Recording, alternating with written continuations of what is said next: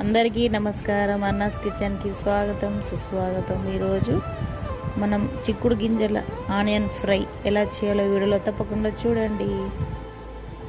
మనం పొయ్యి మీద బౌల్ పెట్టుకొని ఆయిల్ వేసుకొని అందులో జీలకర్ర ఆవాలు వేసుకొని బాగా వేగనివ్వాలి.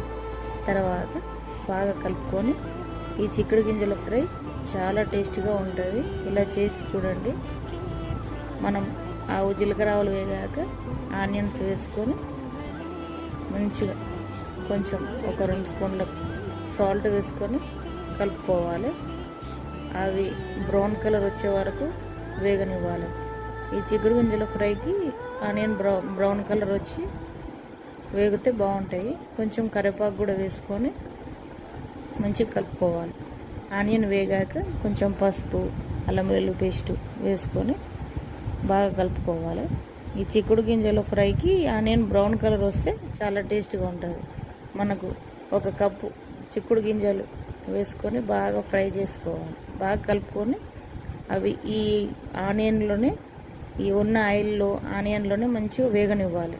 కాసేపు మూత పెట్టుకొని వేగనివ్వాలి. వేగాక మంచిగా కలుపుకొని అవి ఇలా కొంచెం సిమ్లో పెట్టుకొని వేగాలి.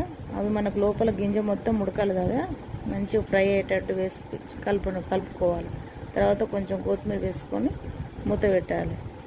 తర్వాత మళ్ళీ మూత తీసి తర్వాత మళ్ళీ ఒకసారి కలుపుకొని మనం ఒకసారి ఆ గింజ ఉడికిందో లేదో చూసుకొని మనకు తగినంత కారం వేసుకొని కొత్తిమీర తర్వాత గరం మసాలా వేసుకొని మంచిగా మనకు గింజలకు ఆనియన్కు పట్టేలాగా కలుపుకోవాలి. తర్వాత ఈ గింజలు మంచిగా ఫ్రై అయ్యి మనకు చిక్కుడు గింజల ఫ్రై